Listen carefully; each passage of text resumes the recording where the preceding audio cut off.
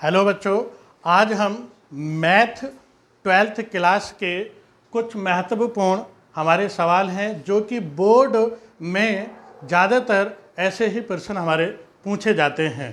जैसे कि पहला हमारा सवाल पहले चैप्टर से ही लिया गया है, संबंध और रिलेशन। ठीक है, और इसे जैसे कि संबंध है हमारा, इसमें यदि r बराबर 4 5 1 4 और 4 6 7 6 3 7 है तो R inverse O R inverse का मान ज्ञात कीजिए। ये 2 नंबर में पूछा गया था, ये 2 नंबर में पूछा गया था। पहले ही चैप्टर से है, संबंध और फंक्शन वाले चैप्टर में से, पहले चैप्टर में से ही ये हमारा पहला क्वेश्चन है और इसी का ही दूसरा पार्ट है। मैंने पर्सन वाइज पर्सन बनाया है। जैसे पहला चैप्टर है तो पहला पर्सन होगा, दूसरा चैप्टर है तो दूसरा पर्सन होगा। जैसे ही पहले चैप्टर से F such that N arrow N एक अंकी तथा आच्छादक दोनों ही है, तो यदि एफ एक्स कितना x प्लस 1 यदि x विषम और x माइनस यदि x कितना है, सम है, तो हमें यह बताना है कि ये एक अंकी छादक है या नहीं है। तो उसके बाद में अब हम चलते हैं क्वेश्चन नंबर 2 की तरफ। इसका नाम है त्रिकोणमिति। क्वेश्चन नंबर 2 से हमने क्या लिया, त्रिकोणमिति लिया। तो इसमें जैसे पहला प्रश्न है cos inverse cos 7 pi upon 6 का मान ज्ञात कीजिए। दूसरा पार्ट है इसका, जैसे कि इसे भी ले सकता हूं मैं दूसरे में ही, sine inverse minus under root 3 upon 2 का मुख्य मान ज्ञात कीजिए, तथा cot inverse minus 1 upon root 3 का भी मुख्य मान ज्ञात कीजिए। ये 3 है, इनमें से एक प्रश्न बार बार पूछा जाता है। और इसी का दूसरा पार्ट है sine pi upon 2 minus sign inverse minus 1 upon 2, फिर तथा tan inverse 1 plus cos inverse 1 upon 2 plus sign inverse minus 1 upon 2 का मान ज्ञात कीजिए। तो ये थे त्रिकोणमिति के। तो त्रिकोणमिति के मैंने प्रश्न नंबर 2 में लिखे। अब चलते हैं तीसरा प्रश्न में। तीसरे प्रश्न में सारणिक है, तीसरे प्रश्न में हमारी सारणिक है।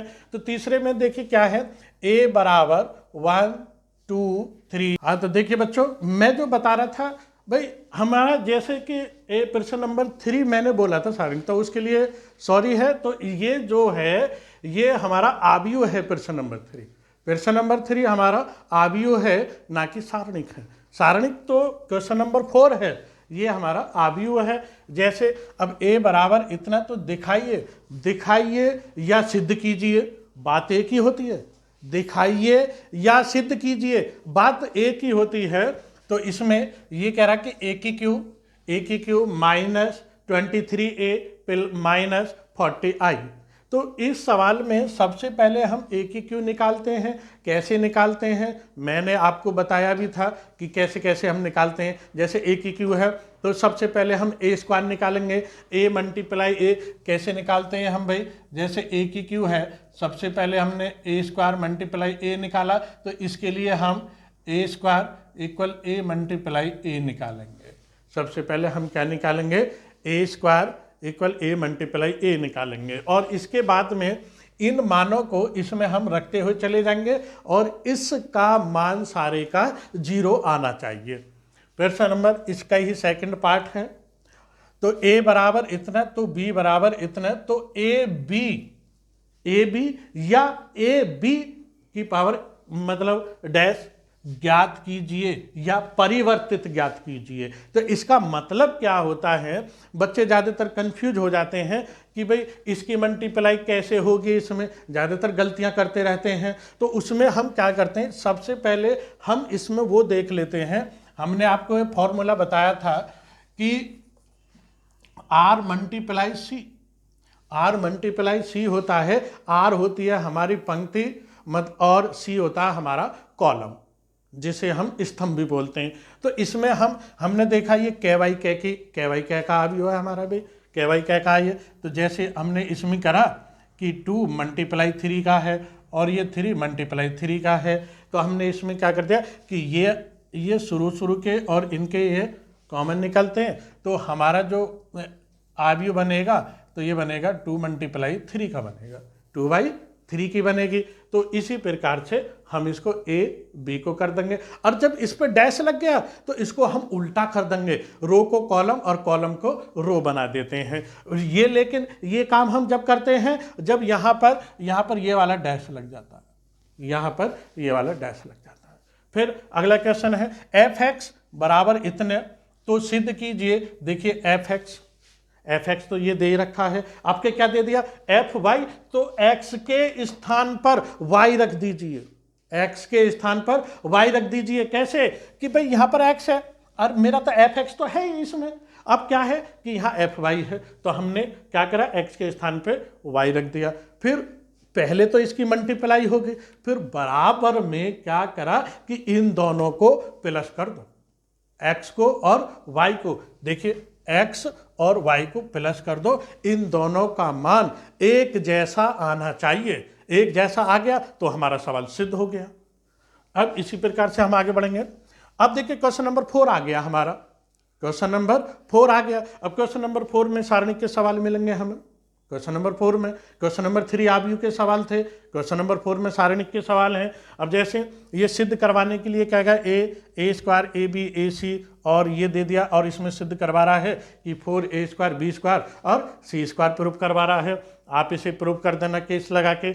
और इसका दूसरा सवाल है गुणोत्तर श्रेणी इतनी है, पीवा और क्यूवा आरवा पद है, तो सिद्ध कीजिए log A log B log C P Q R 1 1। तो इसका भी आंसर हमारा क्या आएगा, 0 आएगा।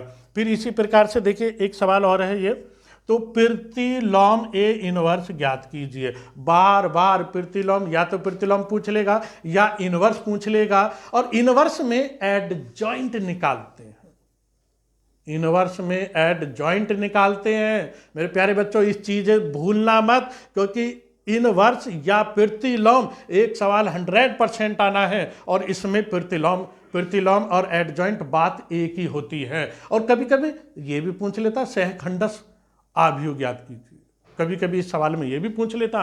अब उसके बाद में एक सवाल ये हो गया। अब इसी का पार्ट ये है, निम्नलिखित समीकरण को आव्यूह विधि से हल कीजिए। निम्नलिखित समीकरण को आव्यूह विधि से हल कीजिए, और इसमें x और y के भी मान हमसे पूछ लेता है। इसको हम इस टाइप से टेबल बनाएंगे, इसकी ऐसे करके टेबल बना लिया, और फिर उसके बाद में हम इसे सॉल्व करेंगे और x y के मान को हम निकालेंगे। और इसी पर अब इनके सारे सवालों का आप स्क्रीनशॉट ले लें, और ये परीक्षा के लिए बहुत ही अच्छे प्रश्न है, इम्पोर्टेंट प्रश्न है, और इसका आप स्क्रीनशॉट लीजिए। क्वेश्चन नंबर 4 के बाद अब देखिए क्वेश्चन नंबर 5 हमारे क्या है कि फलन, यदि किसी चीज़ में हमारा फलन f(x) = 2x + 3 और 2x - 3, यदि x > 2 और x < 2, x बराबर 2 पर सतत है या नहीं है, ये हमें चेक करना होता है कि भाई सतत है या नहीं है। कुछ बच्चे ये कहते हैं कि जी हम कैसे करेंगे, कभी कभी एग्जाम में इस चीज को नहीं देगा, अब वो कह देगा कि बताइए कि ये सतत है या नहीं है। लेकिन मैंने इसको, अब आपको ये देखना, जहां भी ऐसा चिन्ह आपको आ जाए, > का चिन्ह आ जाए, तो यहाँ 2 है तो 2 पे चेक करना है, 1 आ जाए तो 1 पे चेक करना है, जितनी भी संख्या आ जाए उसी पे चेक करना है। भाई सवाल बदल के आ सकता है, लेकिन टॉपिक यही रहेगा कि सतत पूछ लेगा, असतत पूछ लेगा, तो लेकिन सवाल यही रहना है। तो मतलब डिजिट चेंज हो सकती है, डिजिट चेंज हो सकती है, लेकिन तरीका आपका ये रहेगा। किसी सवाल में हमसे कह देगा कि x बराबर 1 पे चेक करिए, किसी में कह देगा x बराबर 0 पे चेक करिए। अब चलते क्वेश्चन नंबर, इसी के चैप्टर 5 में ही हमने कुछ अलग अलग पार्टों में इन क्वेश्चनों को सॉल्व बताया गया है।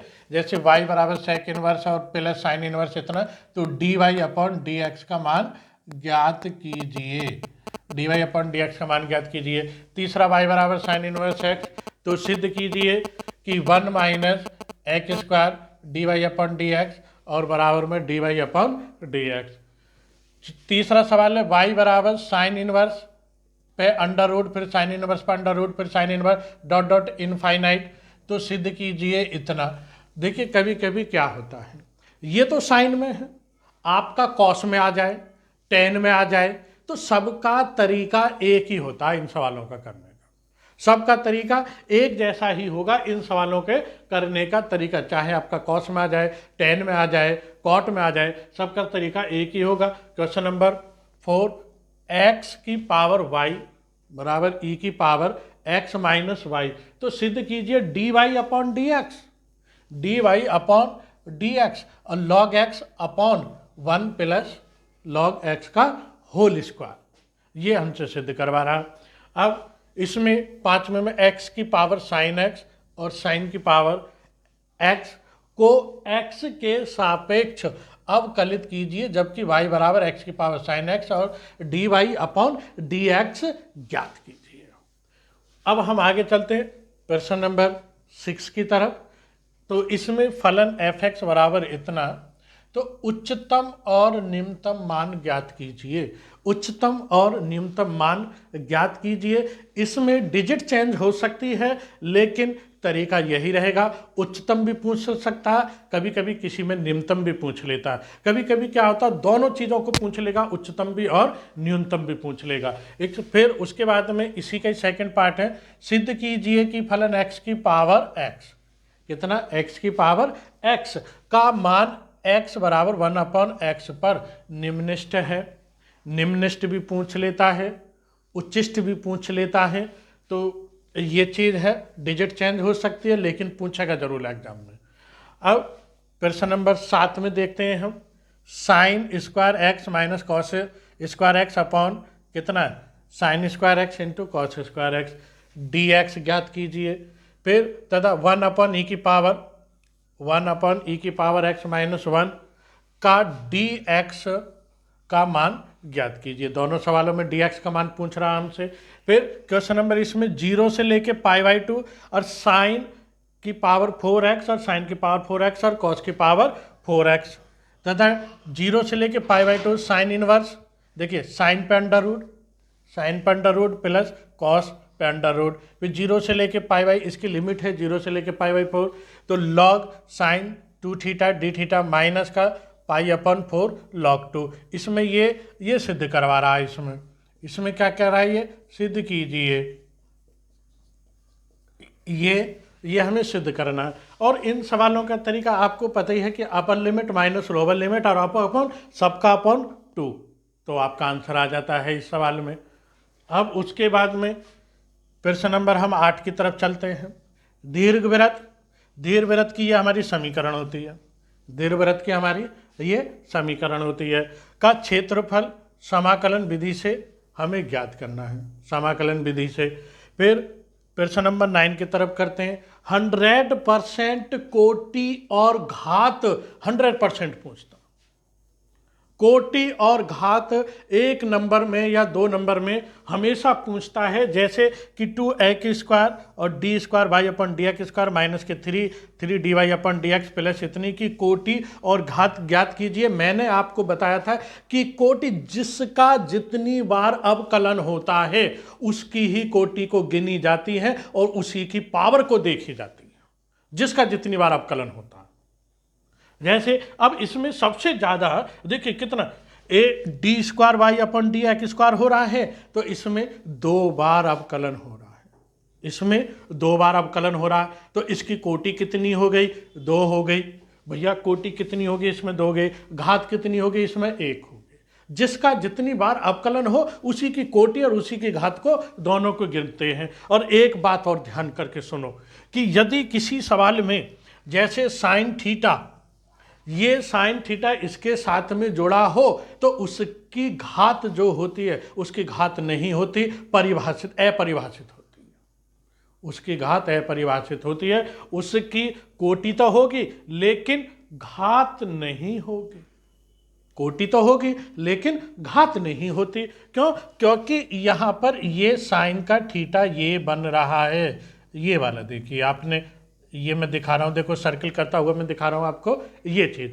अब आगे बढ़ते हैं। अब कल समीकरण X square minus Y square D X और प्लस के 2xy dx को हल कीजिए। आप इसका स्क्रीनशॉट लीजिए।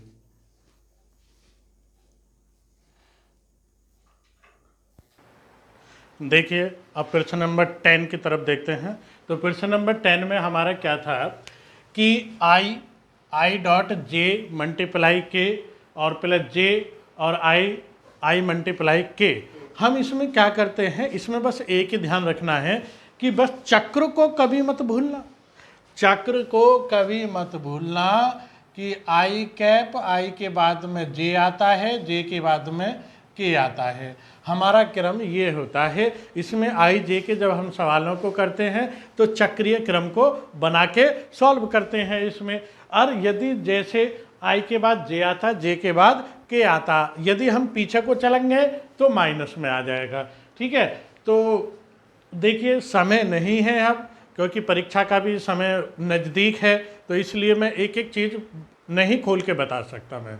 तो देखिए अब ये सवाल हो गया। फिर दूसरे में a बराबर इतना और b बराबर इतना पर परस्पर लंब है। अब ये परस्पर लंब पूछ रहा है। फिर सदिशों a बराबर इतना और ये b बराबर इतने के बीच का कोण ज्ञात कीजिए। बीच वाले कोण का सूत्र लगाएं और सूत्र लगा के वैल्यू को पुट करें और आंसर पाएं। फिर इसी प्रकार से इस समांतर चतुर्भुज का क्षेत्रफल ज्ञात कीजिए जिसकी a बराबर इतना और b बराबर इतनी दे रखा है। समांतर चतुर्भुज का सूत्र लगाएंगे और सवाल को सॉल्व करेंगे। इसी प्रकार से सिद्ध कीजिए कि a बराबर मतलब आई क्रॉस a वेक्टर का होल स्क्वायर, और इसका सिद्ध आता है 2a मोड के अंदर का होल स्क्वायर। फिर p का मान, देखिए एक सवाल, p का मान इसके में देखिए p भी हो सकता है, k भी हो सकता है, y भी हो सकता है, कुछ भी हो सकता है, पर लेकिन प्रोसेस तरीका यही रहेगा इसका। ये वैल्यू दे दी आपको, एक ये दे दी। अब इसमें पूछ रहा है कि परस्पर लंब है, परस्पर लंब है। अब सवाल नंबर ये, सदिश विधि से न्यूनतम दूरी इसकी इतनी है, दो वैल्यू दे दी है, तो इसके बीच की न्यूनतम दूरी आपको ज्ञात करनी है, बीच की न्यूनतम दूरी ज्ञात करनी है। फिर सवाल नंबर 11 पे आते हैं हम। निम्नलिखित वैरोधों के अंतर्गत इसमें z बराबर आपको इतना दे देगा, कुछ भी दे सकता, और वो पूछेगा आपसे कि इसका न्यूनतम मान बताइए, न्यूनतम मान बताइए। अब इसमें ये वाली इक्वेशन दे दी इसको और इसके मान दे दिए, x की वैल्यू 0 दे दी, y की वैल्यू 0 रखी, इनको सॉल्व कर करके हम करेंगे। अब क्वेश्चन नंबर 12 की तरफ चलते हैं। एक ताश की गड्डी में, आपको सबको पता है कि ताश की गड्डी में 52 पत्ते होते हैं, ताश की गड्डी में 52 पत्ते होते हैं। उसमें सुमिश्रित गड्डी में से 2 पत्ते उत्तरोत्तर के प्रतिस्थापन के साथ निकाले जाते हैं, तो इक्कों की संख्या ज्ञात कीजिए। और एक यहाँ पर बंटन आ गया, तो भैया जब बंटन, बच्चे क्या करते हैं, बस इक्कों की संख्या निकाल ली और ये बंटन नहीं निकाला, तो इसमें हम क्या करते हैं, बंटन निकालने के लिए हमें एक टेबल बनानी पड़ती है। ठीक, उसके बाद में एक थैली में, एक थैला कह दो या थैली कह दो, उसमें 4 सफ़ेद तथा 6 लाल गेंद हैं, 4 सफ़ेद हैं 6 लाल गेंद हैं। थैली में यादृच्छिक 4 गेंदें निकाली जाती हैं, तो सफ़ेद गेंद के निकालने की प्रायिकता कितनी होगी या बंटन कितना होगा। सबसे पहले तो प्रायिकता ज्ञात करेंगे, फिर बंटन ज्ञात करेंगे।